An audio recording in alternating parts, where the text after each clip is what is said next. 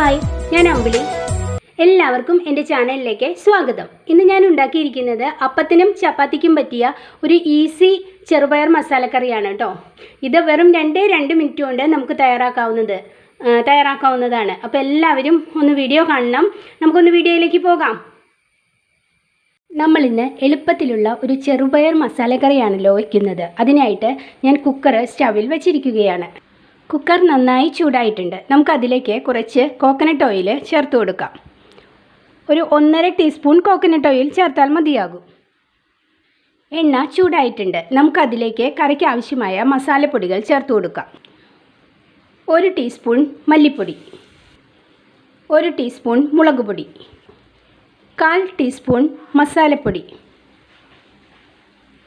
1/4 teaspoon മഞ്ഞൾപ്പൊടി. ഇത്രയും പൊടികളാണ് നമ്മൾ ഈ ചെറുപയർ മസാലക്കറിയിലേക്ക് ചേർത്ത് കൊടുക്കുന്നത്. നമുക്ക് പൊടികളൊക്കെ ഒന്ന് മിക്സ് ചെയ്യാം. അതിൻ്റെ പച്ചപ്പൊക്കെ ഒന്ന് മാറാൻ വേണ്ടിയിട്ടാണ്. നമ്മൾ ഈ ചെറുപയർ മസാലക്കറി വെറും 2 മിനിറ്റ് കൊണ്ടാണ് കേട്ടോ വയ്ക്കുന്നത്.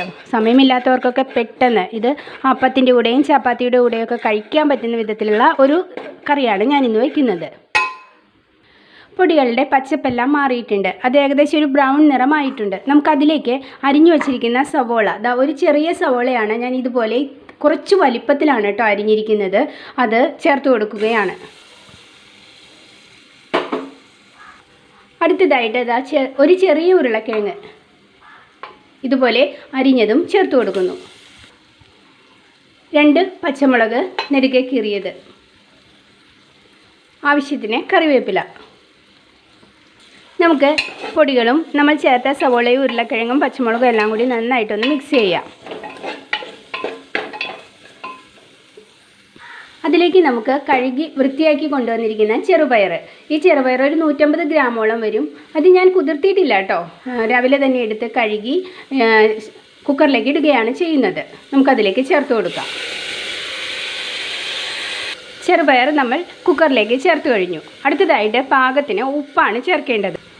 ഉപ്പ് ചേർത്ത് കൊടുക്കാം. മല്ലിയില ചേർക്കുന്നു. ആഫ്രിക്കൻ മല്ലി എന്ന് പറയുന്നതിന് കടയിൽ നിന്ന് മേടിക്കുന്നതല്ല, ഞാൻ എൻ്റെ വീഡിയോയിൽ പറയുന്നതാണ്. ഇവിടെ തന്നെ ഞാൻ നട്ടു വളർത്തുന്നതാണ് കേട്ടോ. അതുകൂടി നമ്മൾ ചേർത്ത് കൊടുത്തു. ഇനി നമുക്ക് ഇവയെല്ലാം വേകുന്നതിന് ആവശ്യമായ വെള്ളം കൂടി ആഡ് ചെയ്ത് കൊടുക്കാം.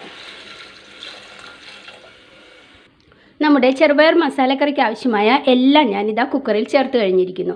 ഇനി ഇത് നമുക്കൊന്ന് ഒരു ഫുൾ സ്പീഡിൽ, അതായത് ഫുള്ളിലായിട്ട് ഒരു വിസിൽ കേൾക്കത്തക്ക സമയം ഇത് വയ്ക്കണം. അത് കഴിഞ്ഞിട്ട് കുറച്ച് സമയം കൂടി നമ്മൾ ഒന്ന് തീ കുറച്ചിട്ട് വേവിക്കണം. അതോടുകൂടി നമ്മുടെ ചെറുപയർ മസാലക്കറി റെഡിയാകും. നമുക്കിത് അടച്ചു വെച്ച് വേവിച്ചെടുക്കാം. നമ്മുടെ ചെറുപയർ വേകാനായിട്ട് വെച്ചിട്ട് ഇപ്പോൾ കുറച്ച് സമയമായിരിക്കുന്നു. 2 വിസിലോളം ഞാനിവിടെ കേൾപ്പിച്ചിട്ടുണ്ട്. ഇനി നമുക്കിതൊന്ന് തുറന്ന് നോക്കാം. എന്തായെന്ന് അറിയണമല്ലോ.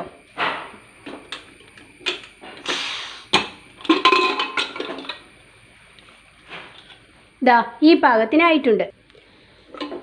ചെറുപയർ മസാലക്കറി ചപ്പാത്തിക്ക് വളരെ നല്ലതാണ്, അപ്പത്തിനും വളരെ നല്ലതാണ്. എന്ന് മാത്രമല്ല ഇത് വെറും 2 മിനിറ്റ് കൊണ്ട് നമുക്ക് ഉണ്ടാക്കാവുന്ന കറി കൂടിയാണ്. പെട്ടെന്ന് തന്നെ നമുക്ക് റെഡിയാക്കാം. അപ്പോൾ വീഡിയോ കണ്ട് ഇഷ്ടമായിട്ടുണ്ടെങ്കിൽ തീർച്ചയായിട്ടും ഇതൊന്ന് ചെയ്ത് നോക്കണം.